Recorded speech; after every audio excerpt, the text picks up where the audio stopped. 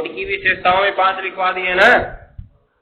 अब नीचे देखो, अब हम लोग पढ़ लेते हैं विभिन्न कोटि वाले कुछ अभिक्रियाओं के उदाहरण। समझ गए? जैसे कहने का अर्थ ये है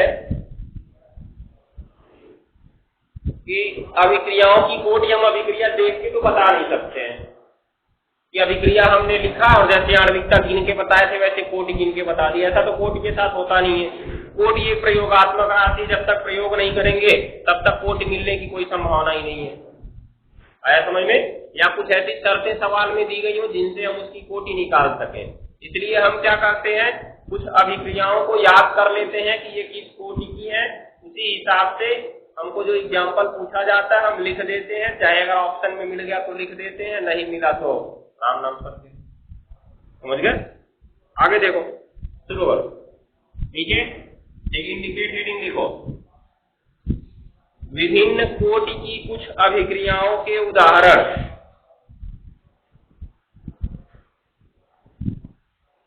विभिन्न कोटि की कुछ अभिक्रियाओं के उदाहरण।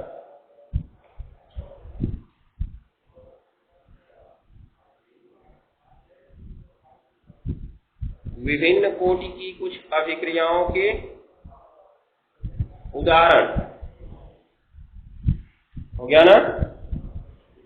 इसमें लिखो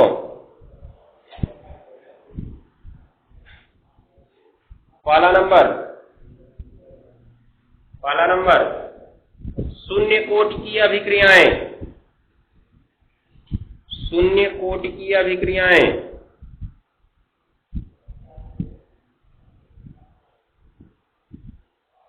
शून्य कोटि की अभिक्रियाएं। अब देखो, शून्य कोटि की अभिक्रियाओं में पहले अगर N2O का अपघटन गोल्ड उत्प्रेरक की उपस्थिति में किया जाए, किसकी उपस्थिति में किया जाए? गोल्ड उत्प्रेरक की उपस्थिति में, तो इसका वेग K बराबर, ये वेग R बराबर कुछ इस तरह से मिलता है, K इंटू N2O की घात 0। क्यों जी? इसमें N2O अभिकारक है ना।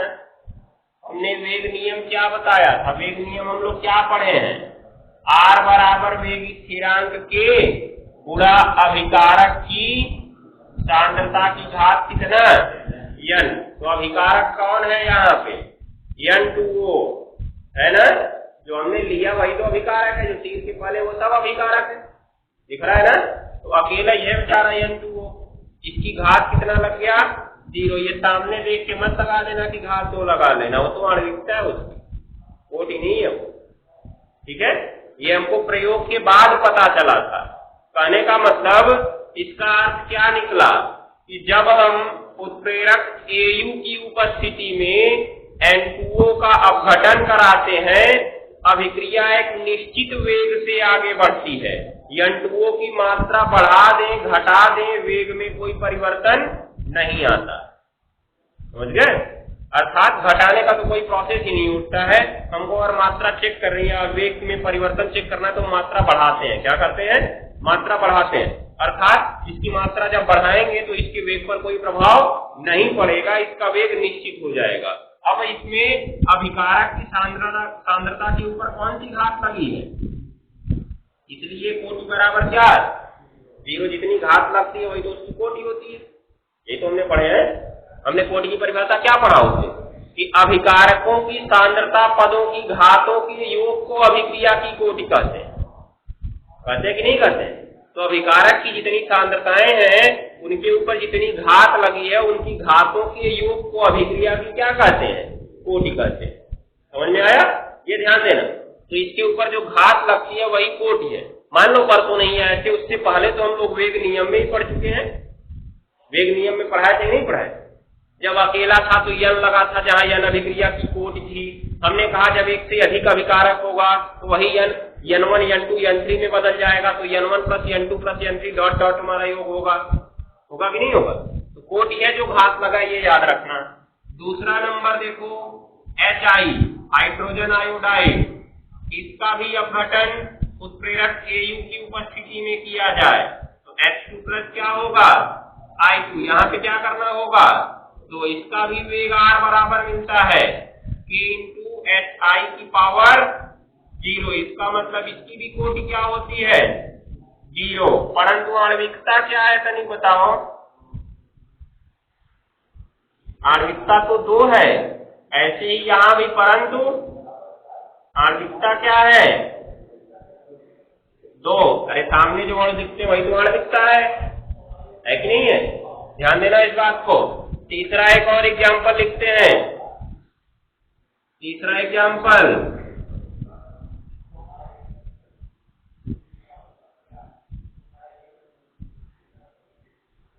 H2 प्लस Br2 क्या कहां पर कराए थे जी इसकी क्रिया, एग्जाम्पल में लिखवाए इसको पीछे, जल से भरी विसर्जन नली पर। और क्या बनेगा इसकी क्रिया से 2HBr बनेगा ना। तो इसका वेग क्या होगा, वेग R बराबर K इंटू H2 की घात 0 और Br2 की घात 0 ऐसा मिलता है। क्यों जी 2 बार मिला है, क्योंकि 2 अभिकारक है। कौन कौन, एक H2 और एक Br2, इसलिए दोनों का मिला और दोनों के ऊपर घात क्या मिली है 0। इसका मतलब दोनों के सांद्रता पर निर्भर नहीं कर रहा है। सांद्रता की घात 0 का मतलब समझ रहे हो, 1। किसी की घात 0 का मतलब 1। ये दोनों समाप्त हो गए। R बराबर क्या आ गया K, जहां K क्या है वेग स्थिरांक है, अर्थात R स्थिरांक हो गया ना, वेग स्थिर हो गया अर्थात H2 बढ़ा दो चाहे Br2 बढ़ा दो, अभिक्रिया के वेग में कोई परिवर्तन नहीं आने वाला है। समझ गए, ये ध्यान दिए रहना। ऐसे ही यहाँ पे HI बढ़ा दो, वेग में कोई परिवर्तन नहीं आने वाला है, क्योंकि उसके ऊपर घात 0 लगा है। चाहे यहाँ पे 10 की घात 0 लगाओ 1 होगा, 20 की घात 0 लगाओ 1 होगा, 25 की घात 0 लगाओ 1 होगा। जितनी सांद्रता करते जाओ मान कितना होगा, एक ही होगा, उसमें निर्भर नहीं करेगा। ये चीज को ध्यान में रखते रहना। तो यहाँ पे वेग हो गया, तो इसलिए इधर बगल में लिख देते हैं, इसकी कोटि क्या हो गई 0 प्लस 0 अर्थात 0। 2 बारी 0 प्लस 0 लिख रहे हैं क्योंकि दोनों का 0 0 हो गया। परंतु कोटि ये, परंतु आणविकता क्या है इसकी, परंतु आणविकता दोनों अणुओं की संख्या 1 और 1 है ना, अर्थात 2। नोट कर लो, ये तुम्हारा शून्य कोट की अभिक्रियाएं हैं। सब शून्य कोट की अभिक्रियाओं के एग्जाम्पल में इनको पूछा जा सकता है। हो गया ना। और एक एग्जाम्पल चाहो तो छोटा सा, मतलब इसका पूरा विस्तार नहीं कर रहे हैं। ये NH3 का 2NH3 ये टूटता है तो N2 प्लस क्या बनाता है 3H2, टंगस्टन W उत्प्रेरक होता है इसमें। लिख दिए 3H2, ध्यान देना ये टंगस्टन है W। तो जब उत्प्रेरक टंगस्टन की उपस्थिति में अमोनिया का अपघटन किया जाता है तो N2 और 3H2 बनता है, और इसका जो वेग होता है इस अमोनिया की सांद्रता पर निर्भर नहीं करता है। अर्थात हम अमोनिया की सांद्रता बढ़ा भी देंगे तब भी वेग में कोई परिवर्तन नहीं आएगा, क्योंकि इसकी घात कितना लग जाता है 0 लग जाता है। अर्थात कोटि क्या हो जाती है शून्य हो जाती है। हो गया ना। तो ये कुछ शून्य कोटि की अभिक्रियाओं के उदाहरण है, नोट कर लो।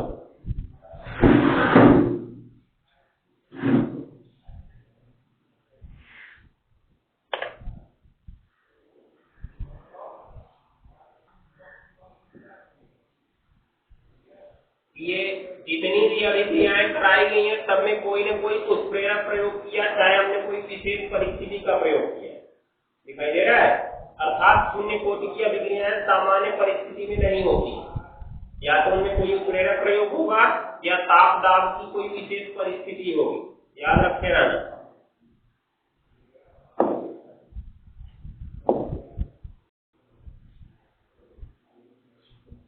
नीचे लिखो प्रथम कोटि की अभिक्रिया।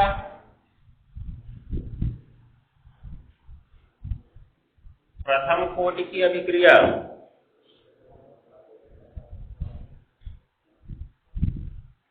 हो गया।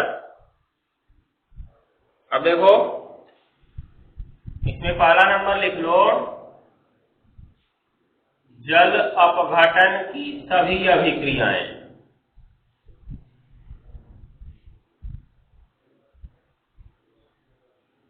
जल अपघटन की सभी अभिक्रियाएं कैसी अभिक्रिया है?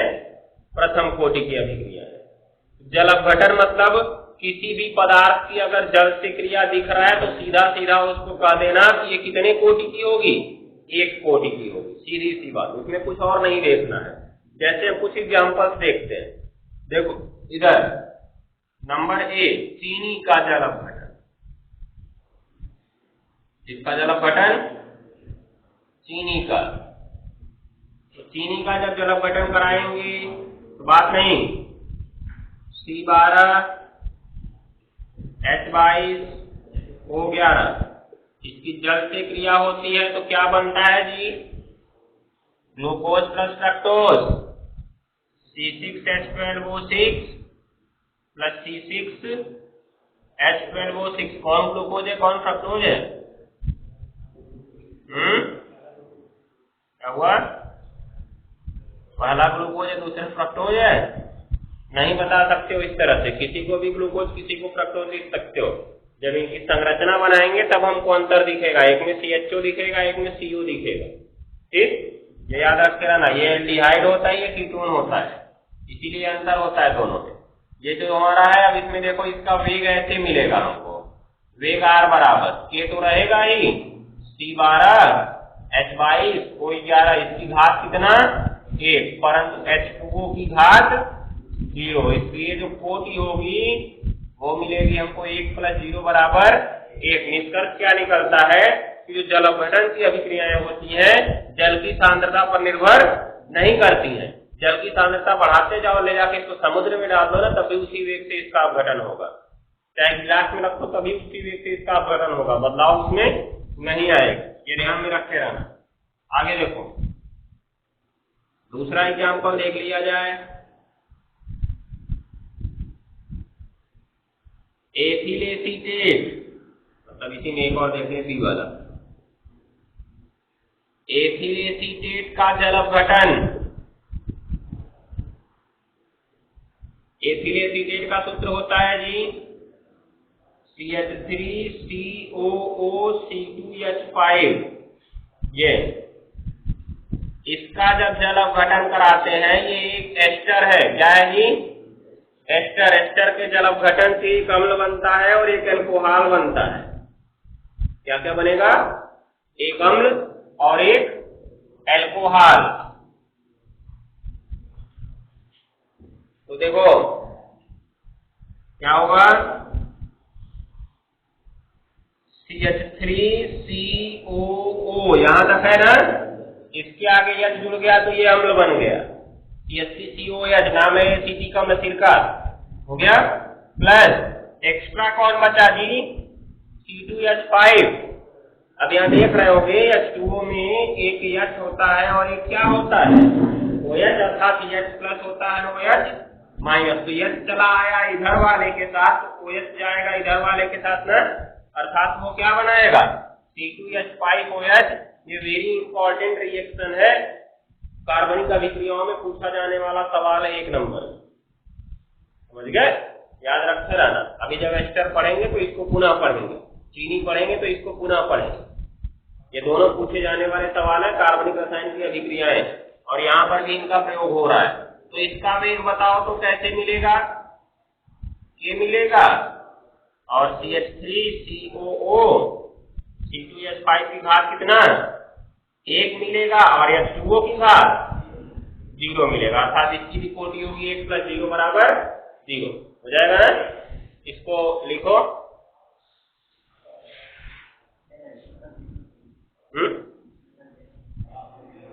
H2O की घात 0 इसलिए हो रहा है क्योंकि जल अपघटन की क्रियाएं जल की सांद्रता पर निर्भर नहीं करती हैं। कहने का मतलब, अगर मान लो हमने चीनी का 100 ग्राम लिया, कितना ग्राम लिया जी? जल अपघटन कराने के लिए चीनी का हमने 100 ग्राम लिया। अब उस 100 ग्राम का अपघटन 1 लीटर चीनी के 1 लीटर पानी में रखकर कर रहे हैं, तो कोई उसका वेग होगा। और वही अपघटन अगर हम 5 लीटर पानी में रखकर करें तब भी उसका वेग वही होगा। क्यों ऐसा होगा? क्योंकि इसमें जिस हिसाब से ये चीनी टूटेगी उसी प्रकार से उसमें जल के अणु जुड़ते जाएंगे। उसमें जल के अणुओं का कोई योगदान नहीं होगा कि जल के अणु ज्यादा आ गए तो चीनी को ज्यादा तेज से तोड़ने लगेंगे। ऐसा होगा क्या? ऐसा कुछ नहीं होगा। चीनी को जितना तेज टूटना है उतनी ही तेज टूटेगा, ग्लूकोज और फ्रक्टोज बनाएगा। समझ गए? क्योंकि जल का परावैद्युतांक क्या है? निश्चित है, 82.5 होता है ना जल का परावैद्युतांक। उसी परावैद्युतांक के कारण ये चीनी के अणु जल से हाइड्रोजन बंध बनाते जाएंगे और धीरे धीरे वो क्या होता जाएगा, चीनी जल में घुसती जाएगी। अब 1 लीटर लोगे तभी परावैद्युतांक वही रहेगा, 5 लीटर लोगे तभी परावैद्युतांक वही रहेगा ना, उसमें कोई परिवर्तन नहीं होगा। ध्यान में रखते रहना। इसलिए जल अपघटन की जो क्रियाएं होती हैं जल की सांद्रता पर निर्भर नहीं करती है। जल की सांद्रता बढ़ा दो घटा दो, उनमें वेग पर कोई प्रभाव नहीं पड़ेगा जब तक इनकी मात्रा न बदली जाए जिसका अपघटन कर रहे हैं।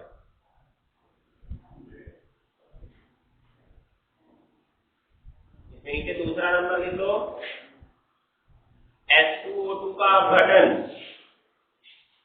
H2O2 का अपघटन, ये तो पहला नंबर था ना, पहले में तो एग्जाम्पल हो गया। दूसरा नंबर लिख लो, H2O2 का अपघटन। किसमें? नहीं, उत्प्रेरक नहीं होता है।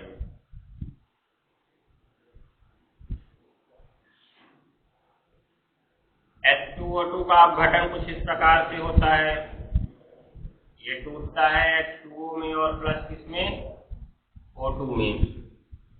तो इसका जो वेग R बराबर सूत्र में मिलता है K इंटू केवल H2O2 मिलता है। इसकी घात कितना रहता है? 1। वैसे आणविकता तो इसकी कितनी दिख रही है? 2 दिख रही है, परंतु जब इसकी कोटि की चर्चा हम करते हैं तो कितनी मिलती है? 1। यहाँ पे इस बात ध्यान देने वाली है, इन तीनों अभिक्रियाओं के उदाहरण में हमने देखा कि तीनों की आणविकता कितनी थी? 2-2। इसमें भी देखो 1-1 2। इसके पहले वाला जो लिखे थे चीनी वाला, उसमें भी देखो चीनी का 1 अणु था, जल का 1 अणु था 2। इसके बाद इसमें भी 2 है, परंतु सबकी कोटि कितनी है? 1-1 है। ये सारी अभिक्रियाएं चली जाएंगी आभासी एका अणु अभिक्रिया में। किसमें? आभासी एका अणु अभिक्रिया, अर्थात आभास होगा कि ये एक अणु वाली अभिक्रियाएं। क्यों जी? क्योंकि इनका वेग केवल किस पर निर्भर कर रहा है? पदार्थ पर निर्भर कर रहा है, जल पर तो निर्भर कर नहीं रहा है। ऐसे ही H2O2 का अपघटन केवल उसके एक घात पर निर्भर कर रहा है। तो देखने में लगता है कि इनमें केवल एक ही अणु काम कर रहा है, जल कोई काम नहीं कर रहा है, इसलिए हमको लगता है कि ये एक अणु वाली अभिक्रिया है। परंतु वास्तव में उसमें कितने अणु भाग लेते हैं? 2 अणु, एक जल का और एक चीनी का, चाहे तुम्हारा एथिल एसिड का चाहे किसी अन्य का। और इसमें H2O2 के 2 अणु एक साथ भाग ले रहे हैं। तो इनका नाम पड़ता है आभासी एकाणु अभिक्रियाएं, अर्थात ऐसी अभिक्रियाएं जिनकी आणविकता 2 या 2 से अधिक होती है, परंतु कोटि कितनी होती है? 1 होती है। समझ गए? ये ध्यान देना, वो आभासी एकाणु अभिक्रियाएं कहलाती है। तो नोट करो, इसके बाद आभासी एकाणु अभिक्रिया ही शुरू करते हैं। लिखो इसको,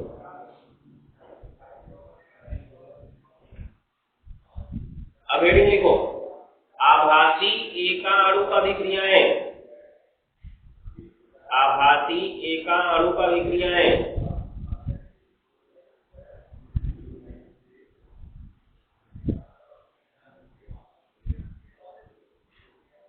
आभासी एकाणु अभिक्रियाएं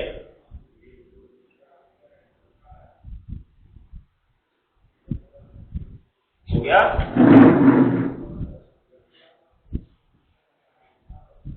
आभासी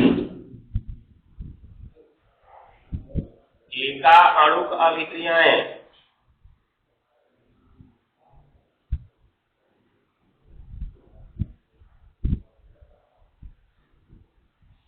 शुरू करो इसको। अब परिभाषा लिखो, ऐसी अभिक्रियाएं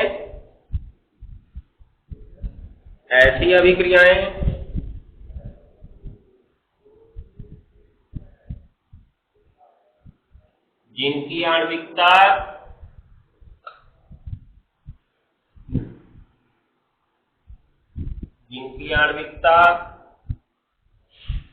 2 या 2 से अधिक होती है,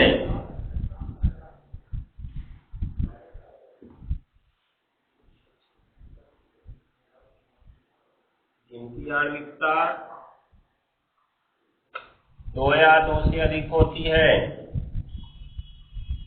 परंतु कोटि एक होती है,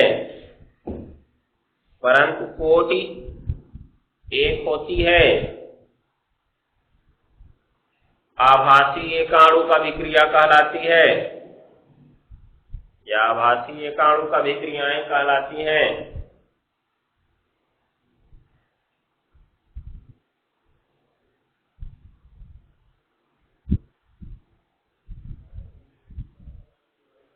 आभासी एकाणु का विक्रियाएं कहलाती हैं। हो गया? जैसे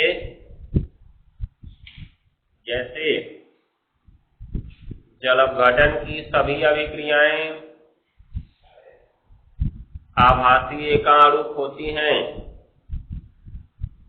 जल अपघटन की सभी अभिक्रियाएं आभासी एकाणुक होती हैं। ये वेरी इंपॉर्टेंट है, याद रखे रहना, क्योंकि ऐसा सवाल एग्जाम में पूछा जाता है। आंसर पेपर उठा के चेक करोगे तो उसमें बहुविकल्पी में ही मिलता है कि निम्नलिखित में से कौन सी अभिक्रिया आभासी एकाणुक है। 4 ऑप्शन दिया जाएगा, उस 4 में से एक की क्रिया किसके साथ होगी? जल के साथ होगी। जिसकी क्रिया जल के साथ होगी उसके सामने आंख बंद करके लिख देना है यह आभासी एकाणुक है। आंख खोल के लिखना है, पता चला दूसरे नंबर पे लिख दोगे उसको। ठीक है, चलो आगे बढ़ते हैं। एग्जाम्पल लिख के दिखाएं, इसमें हो जाएगा। जल अपघटन की सभी अभिक्रियाएं क्या होती हैं? आभासी एकाणुक होती हैं। बाकी कुछ और अभिक्रिया हमने देखा जो एक कोटि की थी, जैसे H2O2 का अपघटन था। चलो आगे बढ़ो।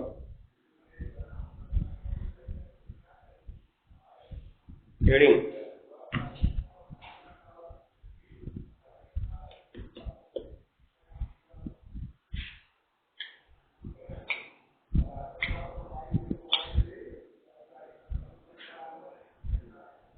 अभिक्रिया की आणविकता और कोटि में अंतर।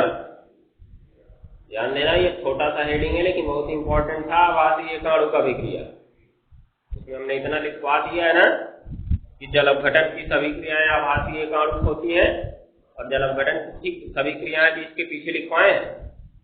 समझ गए? कोई भी जल अपघटन की क्रिया उठा लो, चाहे चीनी का जल अपघटन, चाहे क्षार का जल अपघटन, चाहे अम्ल का जल अपघटन, चाहे तुम्हारा हो गया एस्टर का जल अपघटन, किसी का भी जल अपघटन उठा लो, वो सारी की सारी कैसी होंगी? एकाणुक ही होंगी। 2 एग्जाम्पल तो हमने उसमें लिखवा दिया, एक चीनी का और एक एस्टर का, अर्थात एथिल एसीटेट का। समझ गए? याद रखे रहना। चलो आगे बढ़ो। अभिक्रिया की आणविकता और कोटि में अंतर। अब 2 कॉलम बनाओ, एक में लिखो आणविकता, एक में लिखो कोटि। 5-6 लाइन का बनाना, ज्यादा नहीं। आगे वैसे बढ़ते जाना जैसे जैसे जरूरत पड़ेगी। इसमें आणविकता और इसमें कोटि। देखो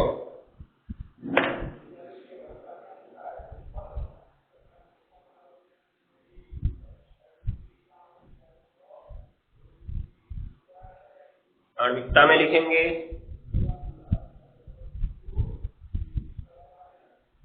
सबसे पहले तो इनकी परिभाषा ही इनका अंतर बन जाएगी। आणविकता में हमने क्या पढ़ा था? यह अभिक्रिया के प्रत्येक प्राथमिक पद में भाग लेने वाले अणुओं की संख्या को बताता है। होगा कि नहीं होगा? तो जितने अभिकारक अणु भाग लेते हैं वही तो उसकी आणविकता होती है। और दूसरा, कोटि की शुरुआत हमने कैसे की थी? अभिक्रिया की कोटि, यह अभिक्रिया के वेग को प्रभावित करने वाले अणुओं की संख्या को बताता है। ठीक है, तो अंतर हो गया नहीं हो गया?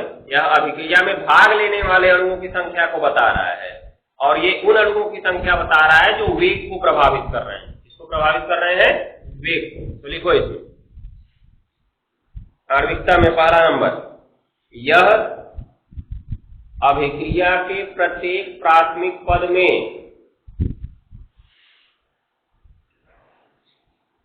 यह अभिक्रिया के प्रत्येक प्राथमिक पद में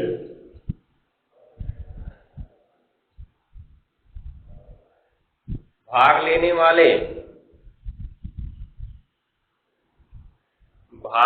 वाले अणुओं की संख्या को बताता है। अणुओं की संख्या को बताता है। हो गया। अभिक्रिया के प्रत्येक प्राथमिक पद में भाग लेने वाले अणुओं की संख्या को बताता है। हो गया। अगला नंबर इसमें पहला नंबर इसको कोटि में, यह अभिक्रिया के वेग को प्रभावित करने वाले अणुओं की संख्या को बताता है।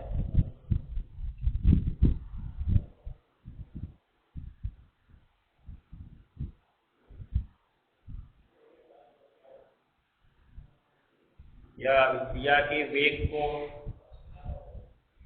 प्रभावित करने वाले अणुओं की संख्या को बताता है।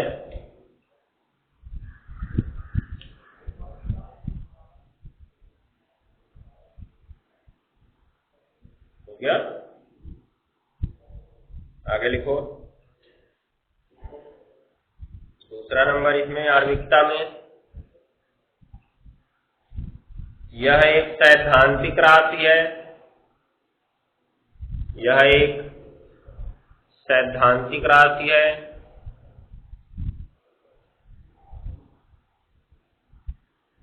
हो गया।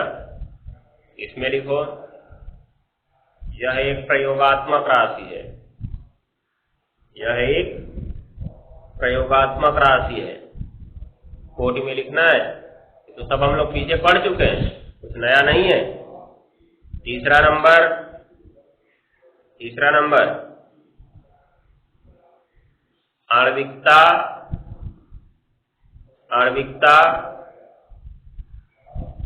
अभिक्रिया का संतुलित समीकरण देखकर बताई जा सकती है।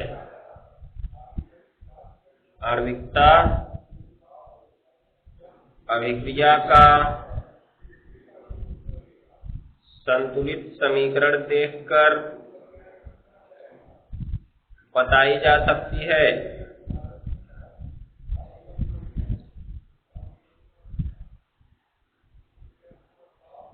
हो गया। कोटि में लिखो, यह बिना प्रयोग के नहीं बताई जा सकती है। क्यों जी? क्योंकि वो सैद्धांतिक था, सिद्धांत से मिल गया हमको। ये कोटि जो है प्रयोगात्मक राशि है, इसलिए बिना प्रयोग के नहीं बता सकते इसको। हो गया। एक और जो इम्पोर्टेंट अंतर था, क्या था? एक और इम्पोर्टेंट अंतर था।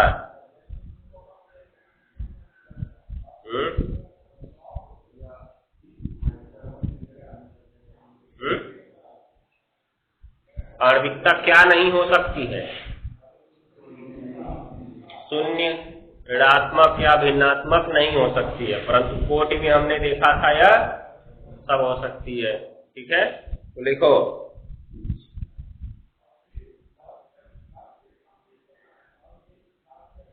अभिक्रिया की आणविकता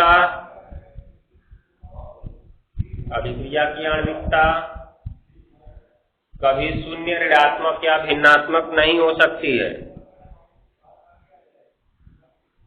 कभी शून्य, ऋणात्मक या भिन्नात्मक नहीं हो सकती है। हो गया। कोटि में लिखो, कोटि में यह शून्य, ऋणात्मक या भिन्नात्मक कुछ भी हो सकती है।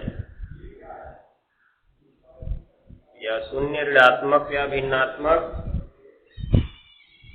कुछ भी हो सकती है।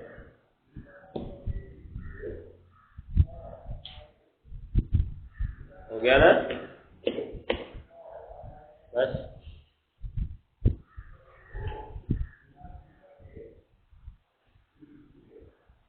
गया। तो अब लिखो आगे हेडिंग। अब ये अंतर याद रखना, अंतर पूछा जाने वाला सवाल है, इंपॉर्टेंट ये भी है।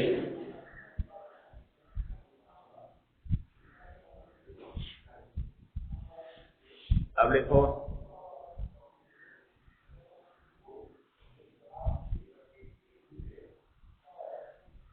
शून्य कोटि की अभिक्रिया।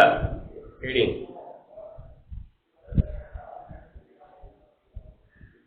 शून्य कोटि की अभिक्रिया कहने का मतलब कोटि पढ़नी है, आभासी एकाणु का अभिक्रिया पढ़नी है, आणविकता कोटि में अंतर हो गया है। अब हमको शून्य कोटि की अभिक्रिया के बारे में विस्तार से पढ़ना है। शून्य कोटि की अभिक्रिया किसे कहते हैं, ठीक है। इसका जो वेग स्थिरांक होता है उसका सूत्र क्या मिलता है, उसकी वेग स्थिरांक का मात्रक क्या मिलता है, इसकी अर्ध आयु क्या मिलती है, इसकी विशेषताएं क्या हैं, इसको पढ़ना है। उसके बाद यही चीज हमको प्रथम कोटि की अभिक्रिया के लिए पढ़ना है। समझ गए?